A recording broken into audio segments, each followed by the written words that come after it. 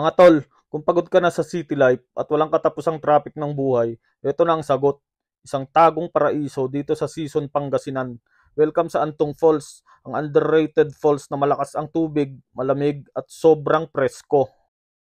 Ang entrance, 30 pesos lang. Parking, 20 pesos lang. Kaya kung may 50 ka, may nature adventure ka na. Sobrang sulit, lalo na kung gusto mo lang mag-relax, magpalamig o magpahinga kasama ng nature. Pagpasok mo pa lang sa Antong Falls, maririnig mo na agad yung lagaslas ng tubig, yung tipong sound na pampakalma, parang sinasabi ng kalikasan, relax ka lang, nandito ka na. Tahimik ang lugar, walang karaoke, walang ingay ng sasakyan, ang maririnig mo lang ay tubig, hangin, at kung minsan mga tawa ng mga naliligo. Perfect sa mga gusto ng peace of mind o mga gustong iwasan ng marites ng kanto. Pero tropa, reminder lang, bawal magdala ng alak. Reminder, bawal ang alak. Family friendly spot to, hindi pang inuman. At dahil mabato at madulas ang daan, siguraduhin mong matibay ang tsinelas mo. Huwag kang kampante, baka mas mapabilis kang bumaba kaysa sa agos ng falls. Papayo ko lang sa mga pupunta dito. Ang gamitin yung mga tsinelas yung ganito, sandugo, sobrang kapit sa bato o kaya tribo. Kakapit niyan sa mga bato, tol. Pagdating mo sa mismong falls, grabe malakas talaga ang tubig. Presko, malinaw at parang natural jacuzzi ng kalikasan.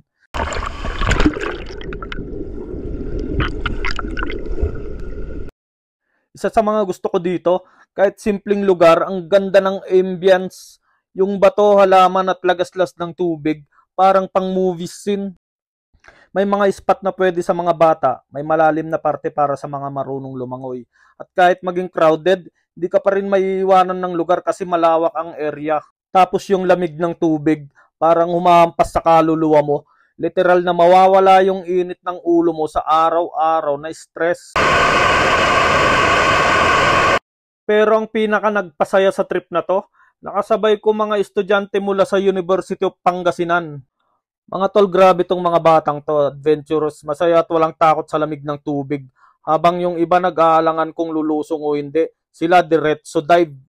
Lahat sila chill, kwela at parang sanay sa ganitong trip. Yung tipong handa kahit saan mapunta. Walang nagtitiktok, walang cellphone, walang arte, puro tawanan, kwentuhan at sabayang hiyawan tuwing may malamig na tubig na tatama sa likod nila. Masaya silang kasama kasi ang gaan ng energy. Kahit di mo sila kilala, parang tropa na agad. At syempre, hindi lang falls ang meron dito. May palikuran, may mga tindahan kung saan pwede kang bumili ng kape, soft drinks o pansit canton. At may mga kubo kung gusto mong magpahinga o magpiknik kasama ng tropa o pamilya.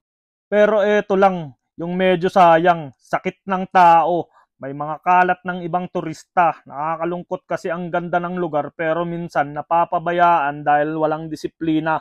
Kaya sana kung pupunta ka dito, irespeto mo yung kalikasan. Huwag mong iwanan ang kalat mo. Dalhin mo paalis. Simple lang yun pero malaking bagay para mapanatiling maganda ang Antong Falls. At kung mahilig ka sa adventure, ito ang exciting part.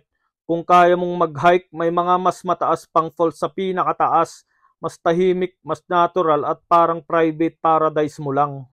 Medyo challenging ang akyatan, madulas at mabato rin. Pero kung trip mo yung konting pawis bago ang reward, sulit yan. Kasi habang paakyat ka, maririnig mo pa rin yung tunog ng tubig. Parang guide ng kalikasan na nagsasabing, malapit ka na. Kaya kung hanap mo ay preskong tubig, tahimik na vibe at natural na ganda, punta ka na sa Antong Falls Season Pangasinan. Sulit kahit sa maliit na budget, 30 entrance, 20 parking, tapos experience na parang milyon ang halaga. Pwede sa bata, pwede sa matanda, at siguradong gusto mong balikan. At kung sakaling makasabay mo pa yung mga adventurous na estudyante ng Yupang, prepare ka sa saya. Kahit simpleng falls trip, magiging isang kwelang adventure na puno ng tawanan at alaala. Minsan, hindi mo kailangan ng viral spot para maging masaya. Minsan, sapat na yung lagaslas ng tubig, lamig ng hangin at tawanan ng mga totoong tao sa paligid. Hindi mo kailangang maging mayaman para maranasan tong ganitong ganda.